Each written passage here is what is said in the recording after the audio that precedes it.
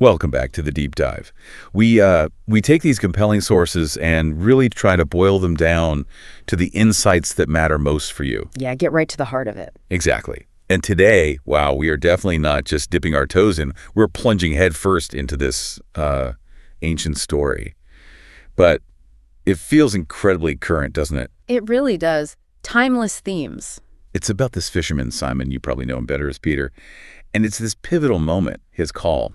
We're looking at trust, obedience, and just how one encounter can completely flip your life script, change everything you thought you knew. Radically change it, yeah. So our sources for this, they're pretty foundational. We've got Luke's gospel setting the scene beautifully. The core narrative, right? Then we have some Psalms that really echo these themes, trust, salvation, very powerful. And Paul's letter, too, bringing in that spiritual wisdom angle. Yes. And to kind of bring it into the now, we're also looking at some contemporary analysis. Dr. Evelyn Reed, a behavioral psychologist. Her work on trust and decision-making under uncertainty is fascinating here. Isn't it? And identity transformation. Yeah. So our mission, as always, is to pull out the surprising bits, the deep insights from all these different texts. Make it clear, make it engaging for you listening. Make it relevant right here, right now. So let's dive in. Where do we start? Well, the scene itself, Luke paints this picture. Lake Gennesaret. Okay, set the scene for us. I'm imagining. Bustling, noisy. Definitely bustling. You've got crowds pressing in on Jesus. They're eager, right? They want to hear the word of God, as Luke puts it. So there's this real energy, this spiritual hunger in the air. Absolutely. But then kind of off to the side, there's Simon. Right. And he's not caught up in the sermon. He's working. Yeah, and doing the rubbish part of the job, really. Washing nets. After a long night of fishing and catching, nothing. Exactly. Worked hard all night, caught zero. So think about his state of mind. He's tired, probably smells of fish. Shaky, frustrated. Definitely frustrated. Feeling that sting of failure, maybe thinking about how he's going to make ends meet. So this tells us a lot about where he's at internally, right? It's not just about being tired. It's about his identity as a provider, as a fisherman. It's fundamental. Fishing, that it was hard physical work, so unpredictable. And this night was a bust, a total bust. He's probably got that cognitive load Dr. Reed talks about. Just exhausted, mentally shut down almost. Precisely. Not really open to new ideas or weird requests. And yet, Jesus steps into his boat. Into his space, his place of failure even. And asks him to push out a bit, uses it as a platform, a makeshift pulpit. It's kind of an intimate intrusion, isn't it? It really is. Turning that boat, that symbol of his failed night, into a teaching space, that's quite something. It sets up this interesting dynamic from the get-go. Okay, so Jesus finishes teaching. The crowds are maybe still buzzing. And then he turns to Simon. Directly to Simon. With this instruction that honestly must have sounded completely off the wall. Put out into deep water and lower your nets for a catch. Yeah, I mean, for Simon, the seasoned pro, this is borderline insulting maybe. Or just dumb. Why? What's the fishing logic here? Well, Simon lays it out, right? His response is perfect. Master, we have worked hard all night and have caught nothing. He's stating his professional experience. The prime fishing time was over. They'd already tried. Exactly. Fishing in the deep during the day, that wasn't the smart move. It goes against everything he knows, his practical expertise, his recent very frustrating experience. Common sense, really. Right. Dr. Reed would call this major cognitive dissonance, his knowledge versus this command. It's not just illogical, it's challenging his whole professional self. To obey means saying, maybe my lifetime of experience is wrong, or maybe this teacher knows something I absolutely don't. Which is huge. But then he does it. That's the pivot. That's the core moment, isn't it? He says, but at your command, I will lower the nets. Wow. That's not just grumbling agreement. No, it's way beyond that. It's an act of, faith seems like the right word, but also profound trust. Overriding logic, exhaustion, maybe even embarrassment. Definitely. It's surrender, but it's also incredibly courageous. He's risking looking like a fool, again, based purely on this command. From a carpenter turned teacher. Yeah. It implies he's already sensing something extraordinary about Jesus even before the fish show up. He's reevaluating risk based on who's asking. Okay, so he lowers the nets. And what happens? Boom! Immediate. Overwhelming. Impossible. The sources say a great number of fish, not just a few. So many. The net started ripping. Can you picture that? The wood straining, the ropes groaning. It wasn't just success. It was, like you said, a crisis of abundance. Totally. They couldn't handle it. They had to signal their partner. James and John, right?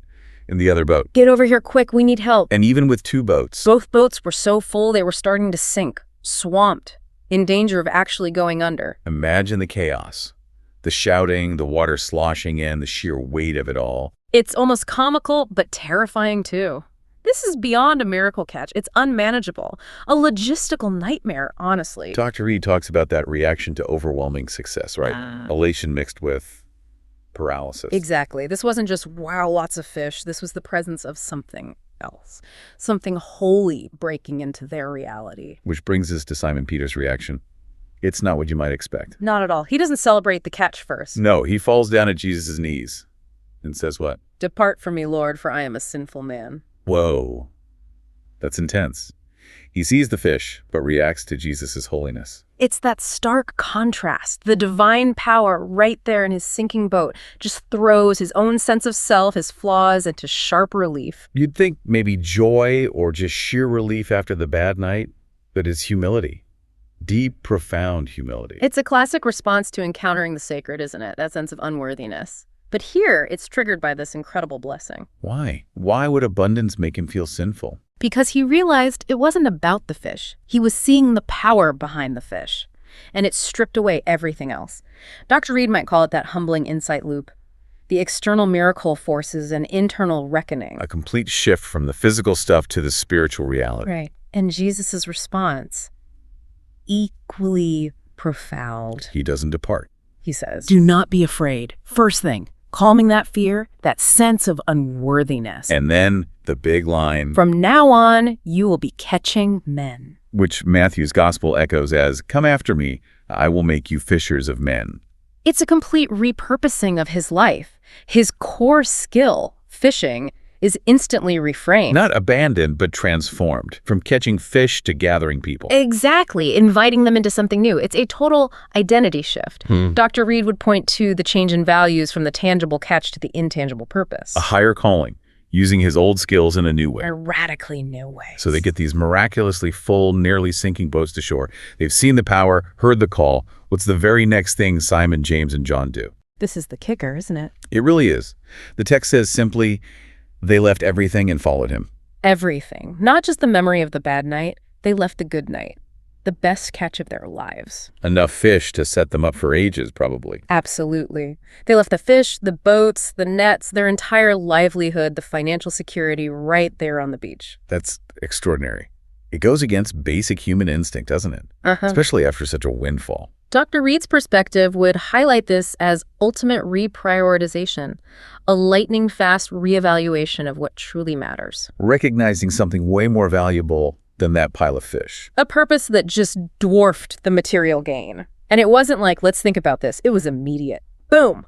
Done. That reflects what the reflection piece called humility and courage to leave behind worldly attachments. It does. It implies this incredible trust that following Jesus, whatever that meant, was worth more than anything they could physically hold. Okay, so let's pull back a bit.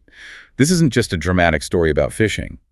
Our sources tie it into much bigger themes, right? Oh, absolutely. It resonates far beyond the shores of Lake Gennesaret. That reflection on trust, obedience, and miraculous blessings really gets to the heart of it. It emphasizes that core idea. Simon trusted, even when it seemed illogical, and the result was beyond imagination. Showing that true abundance comes when we obey God's word, even when it seems unreasonable. That's a challenging thought. It really is. It pushes against our need for control, for logical explanations. It says surrender can lead to unexpected greater blessings. And it connects directly to Psalm 37, doesn't it? Yeah. Commit your life to the Lord. Trust in him, and he will act. Simon lived that verse right there in the boat. It took faith, courage, humility, leaving it all behind, even the success. And Paul's prayer in Colossians adds another layer, talking about wisdom and purpose. Yeah, that's a powerful connection. Paul prays for believers to be filled with spiritual wisdom and understanding, to walk in a manner worthy of the Lord. Which is exactly what happened to Simon. He shifted from his earthly fisherman's walk to this new spiritual walk. His old wisdom, knowing the lake, wasn't enough. He needed this new spiritual insight for his new calling. And Paul talks about being delivered from the power of darkness into the kingdom of his beloved Son, forgiveness. Which links perfectly back to Simon falling at Jesus' knees, recognizing his own sinful man status, and then being called into this new life, this new kingdom work. It's redemption and repurposing all at once. A total shift in who he is and where he belongs. Completely. And then there's Psalm 98. That feels different, more celebratory. Definitely celebratory. It talks about God making his salvation known, revealing his justice in the sight of the nations. So Simon's very personal, very specific experience. It's like a preview, a microcosm of this bigger universal revelation God intends for everyone, all the ends of the earth. His private miracle has public implications. Exactly. And the Psalm's call to sing joyfully with music and praise. That reflects the natural response to seeing God's power and purpose at work. Personal transformation should lead to collective celebration. So bringing this home, for you listening, navigating your own life, maybe facing your own moments of doubt, your own deep water callings, what's the takeaway? Well, Simon Peter's story is just this enduring lesson, isn't it? About trusting, about obeying, even when every logical part of your brain, your experience, is screaming no. It's about being willing to let go of what you think you know. Yeah, letting go of your own expertise, your carefully built identity sometimes, and just opening up to possibilities you can't even imagine or control. Stepping into that discomfort, like Dr. Reed suggests. That's often where the real transformation happens, isn't it? Surrendering to an outcome you can't predict. We saw a night of total failure. Turn into this unbelievable boat-sinking catch. Which then led to a complete life change, an identity shift. All from one act of trust. And it really hammers home that the fish, the immediate success, wasn't the real blessing. No. What was it then?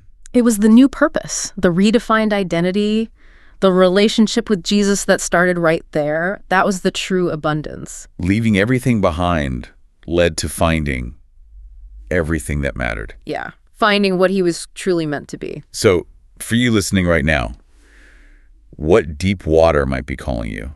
What seemingly illogical step of faith is presenting itself? Where is that invitation to trust, even when it feels unreasonable? Thank you for joining us on this deep dive into Simon Peter's incredible call. Yeah, thanks for exploring this with us. Until next time, keep exploring, keep questioning, keep learning.